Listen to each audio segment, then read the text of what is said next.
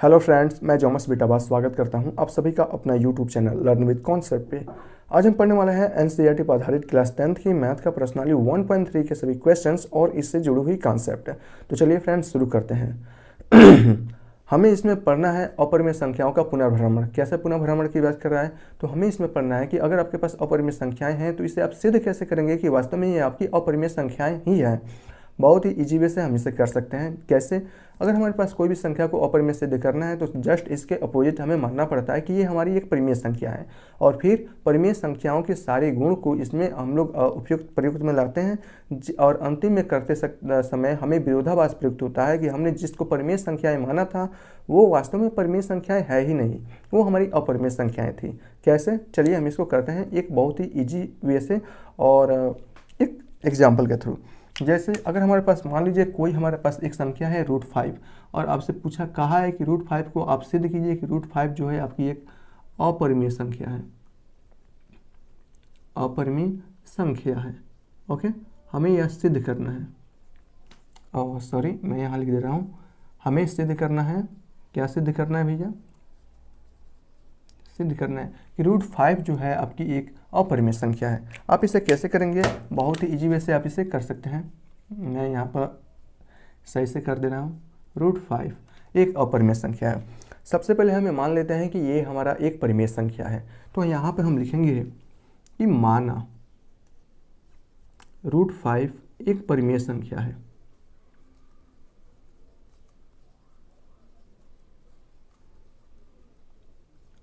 एक परिमेय संख्या है। जब इसे एक परिमेय संख्या है तो परिमेय संख्या को हम लोग भिन्न के फॉर्म में लिख सकते हैं। ये आपको भी मालूम है और हमने पिछली क्लास में बताया भी है। जब ये √5 एक परिमेय संख्या है तो परिमेय संख्या को चलिए हमें भिन्न के फॉर्म यानी कि p/q, आप चाहें तो e/b या b/c के फॉर्म में लिख सकते हैं। लेकिन उसमें एक कंडीशन होता है कि जो कि आपका q होता है वो आपका शून्य नहीं होना चाहिए, और जहाँ p व q अभाज्य संख्याएँ हैं, p व q अभाज्य संख्याएं हैं।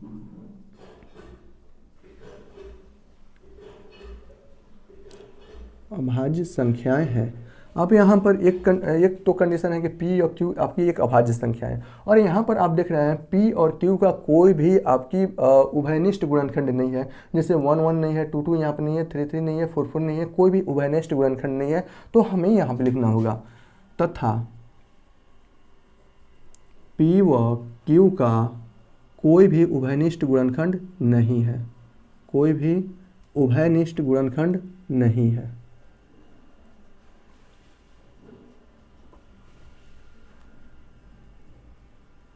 गुणनखंड नहीं है।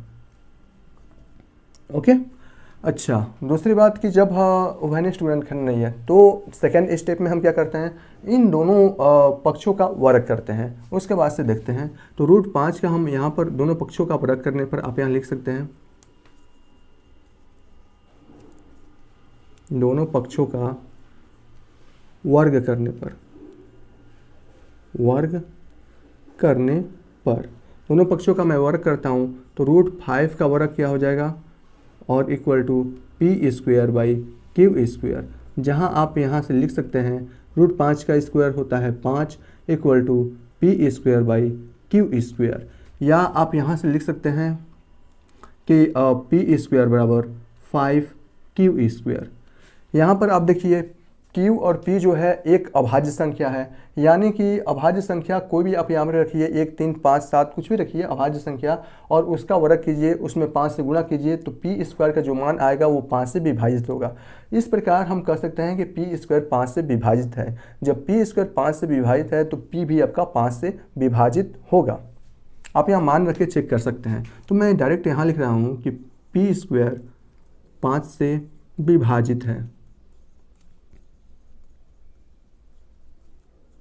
विभाजित है, अतः p भी 5 से विभाजित होगा, p भी 5 से विभाजित होगा, 5 से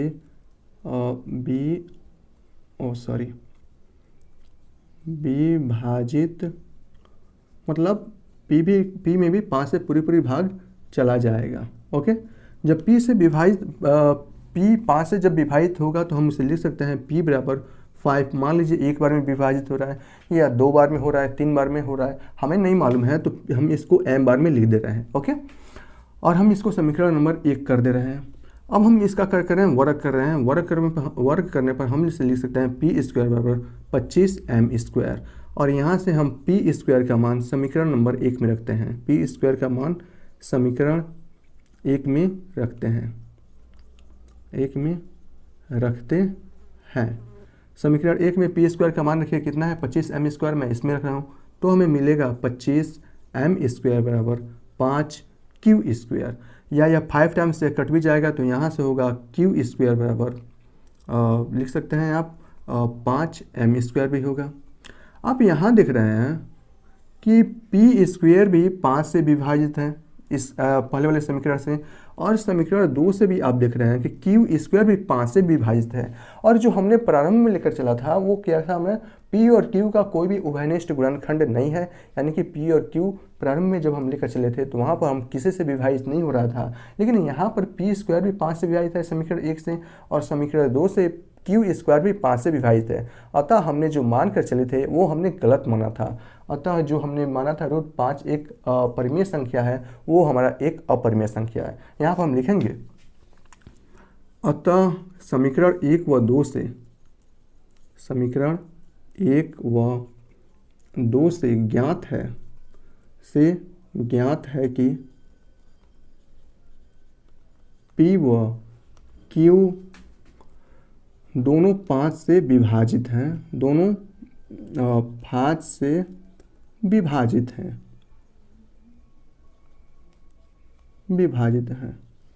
अतः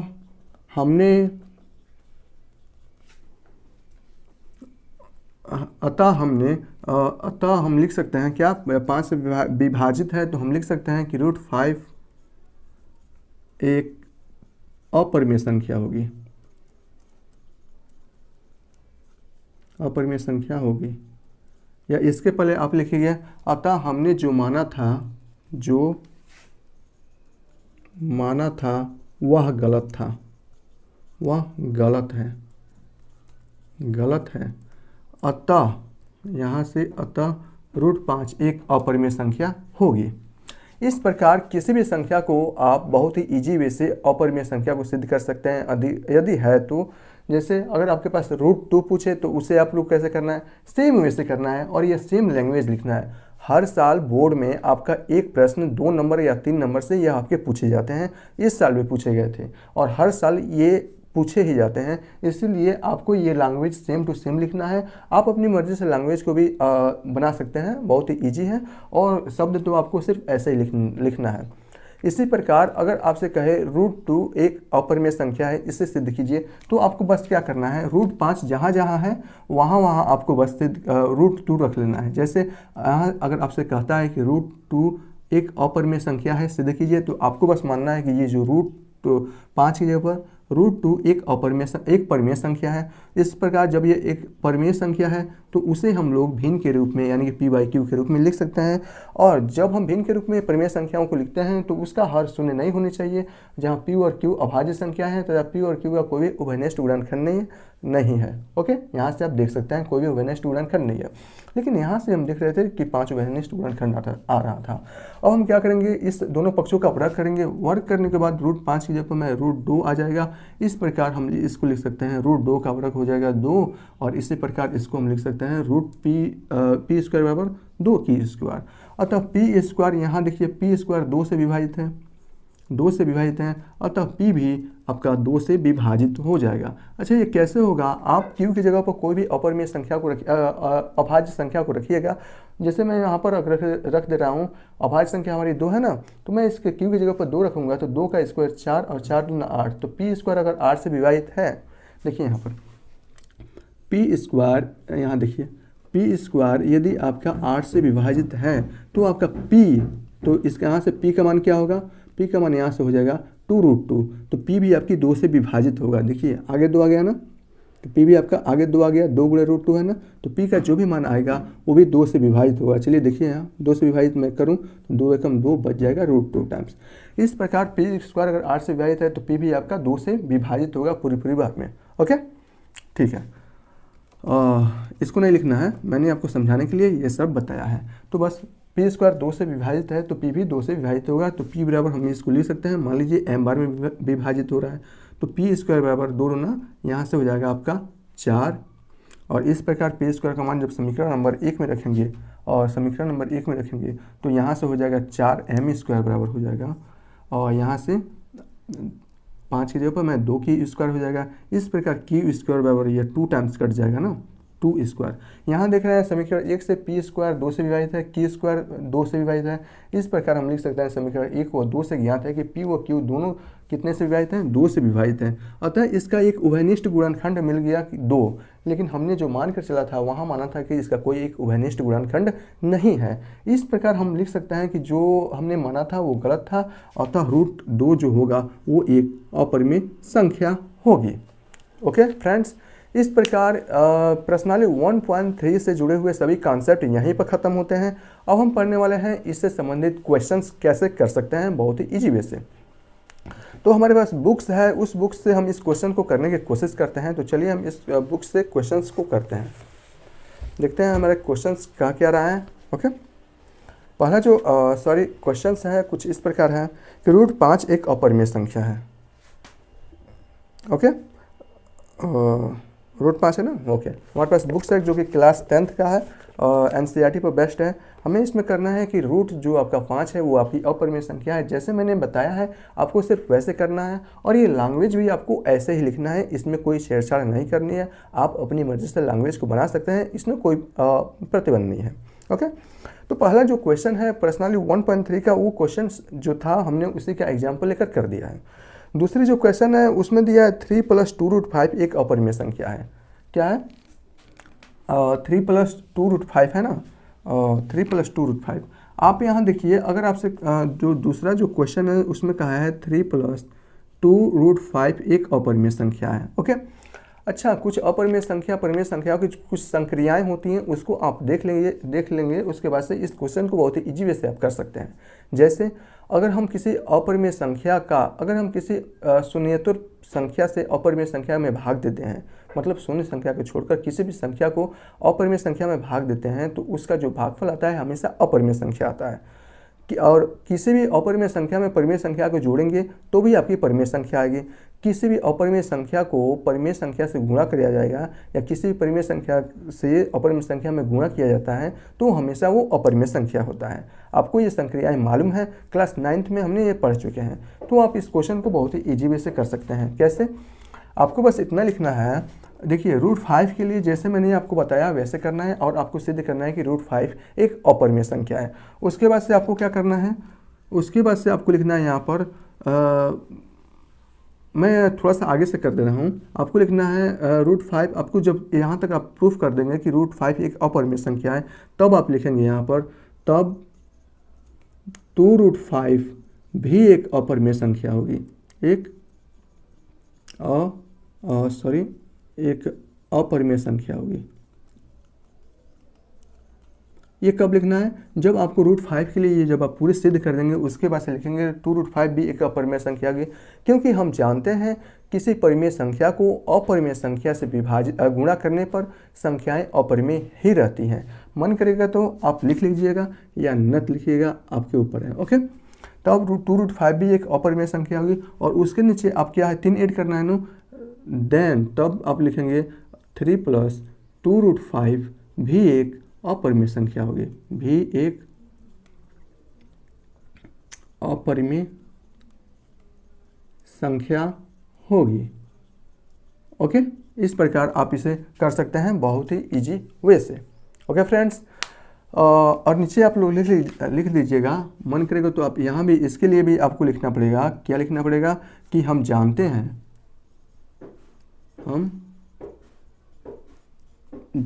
हैं किसी परिमेय संख्या को परिमेय संख्या को अपरिमेय संख्या में गुणा करने, परिमेय संख्या को अपरिमेय संख्या में गुणा करने पर हमेशा अपरिमेय संख्या मिलता है, अपरिमेय संख्या प्राप्त होता है। और यहाँ आपको लिखना है, तब 3 + 2√5 भी एक अपरिमेय संख्या होगी। आपको बस इतना ही लिख देना है, लेकिन पहले √5 के लिए आपको ये सिद्ध करना होगा। ओके, अब हम चलते हैं क्वेश्चन नंबर 3 पे। इसमें दिया है सिद्ध कीजिए कि निम्नलिखित संख्याएं अपरिमेय हैं। बहुत ही इजी वे से हम इसे कर सकते हैं। कैसे, चलिए हम इसको देखते हैं। क्वेश्चन नंबर 3, तब तक के लिए थैंक। क्वेश्चन नंबर 3 है, इसमें कहा है फ्रेंड कि सिद्ध कीजिए कि निम्नलिखित संख्याएं अपरिमेय हैं और 1/√2 करके कहा है। ठीक है ना, तो 1/√2 करके कहा है, तो हमें क्या करना है सबसे पहले कि √2 के लिए अपरिमेय संख्याओं को सिद्ध करना है, जैसे हमने यहाँ पर किया है। जब आप यहाँ तक सिद्ध कर लेंगे कि √2 एक अपरिमेय संख्या है, तो इसके नीचे लिखेंगे अतः तब 1/√2 भी एक परिमेय संख्या होगी, एक अपरिमेय संख्या होगी, अपरिमेय संख्या होगी। इस प्रकार, क्योंकि हम जानते हैं, यहाँ पर आप मन करेगा तो आपको लिख लेना है यहाँ पर, क्योंकि हम जानते हैं, हम क्या जानते हैं भैया, किसी शून्योत्तर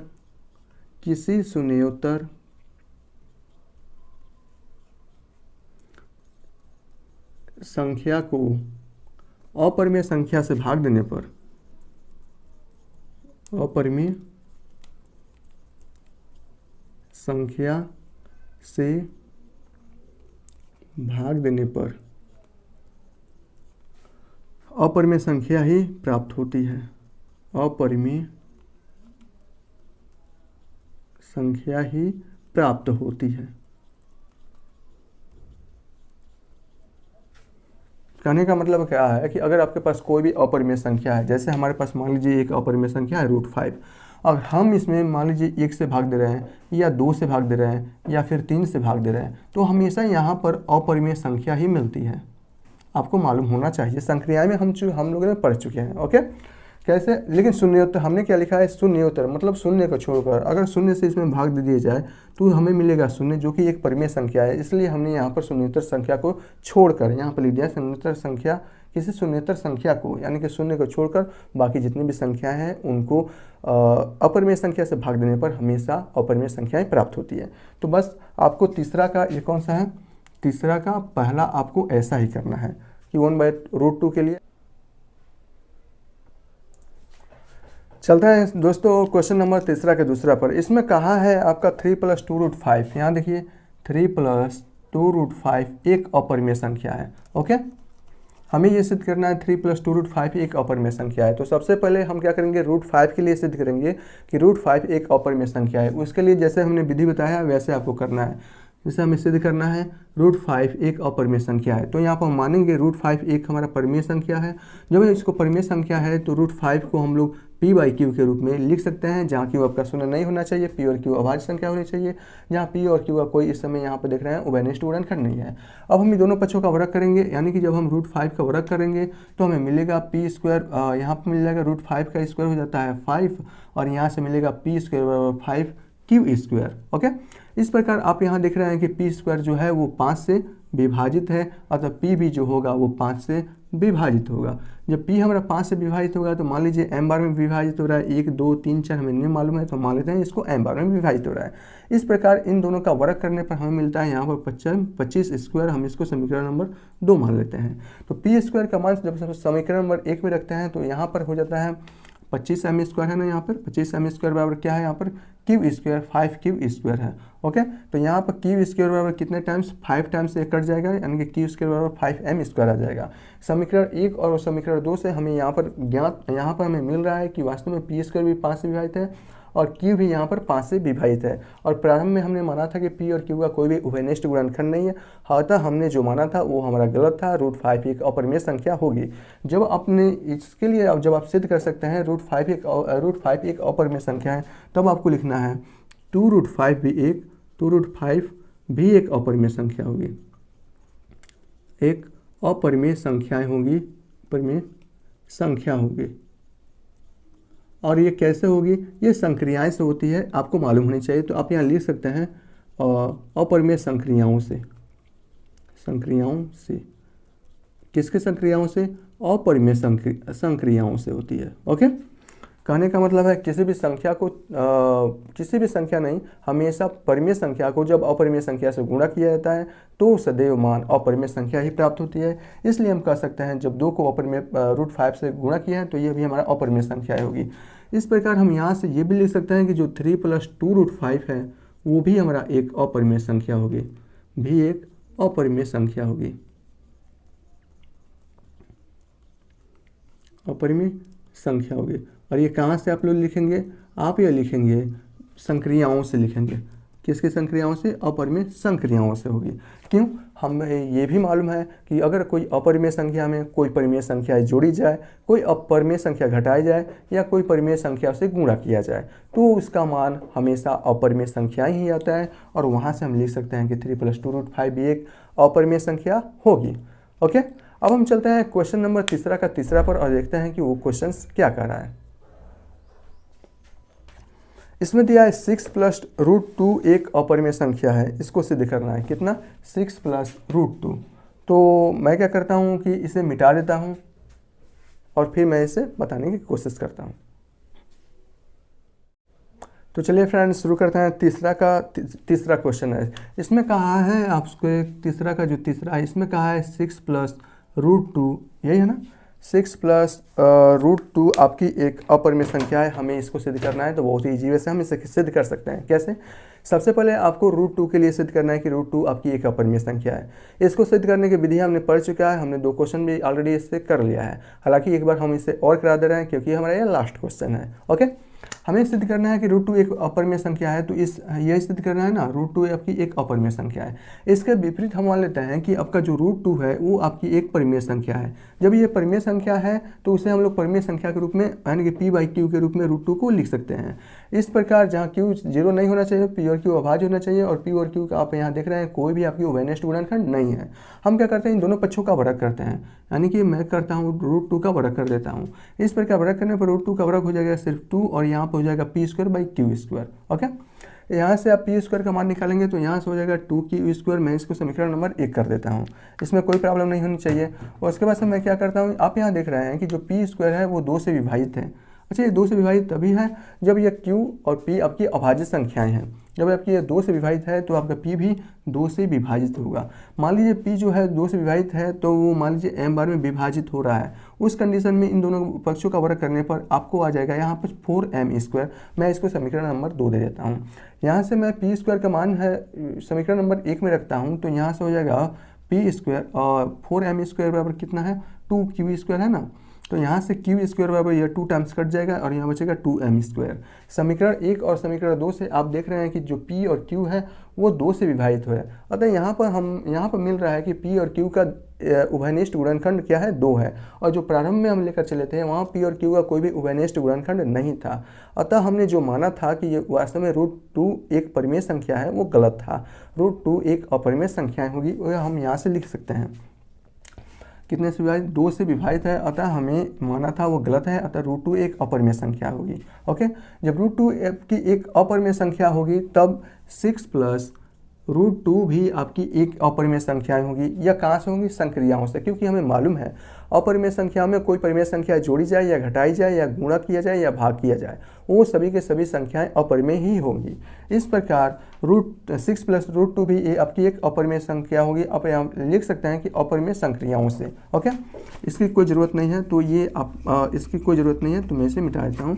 ओके, इस प्रकार आपकी प्रश्नावली 1.3 के सभी क्वेश्चंस बहुत ही इजी वे से यहीं पर समाप्त होते हैं। अब हम मिलते हैं प्रश्नावली 1.4 के सभी क्वेश्चन करेंगे, लेकिन उससे पहले हम लोग कॉन्सेप्ट करेंगे क्योंकि कॉन्सेप्ट करने के बाद क्वेश्चन आसान हो जाते हैं। तब तक के लिए आप इस क्वेश्चन को एक बार 2 बार अपने मन से कीजिए, दोहराइए और इसमें जो भी आपकी त्रुटि लग रही है, जहाँ आपको डिफिकल्टीज, जहाँ भी आपको लग रहा है कि यहाँ फंस रहे हैं, कमेंट में बताइए आपको क्या समझ में नहीं आ रहा है। मैं वहाँ एक बार और फिर से अच्छे से समझाने की कोशिश करूँगा। ओके, तब तक के लिए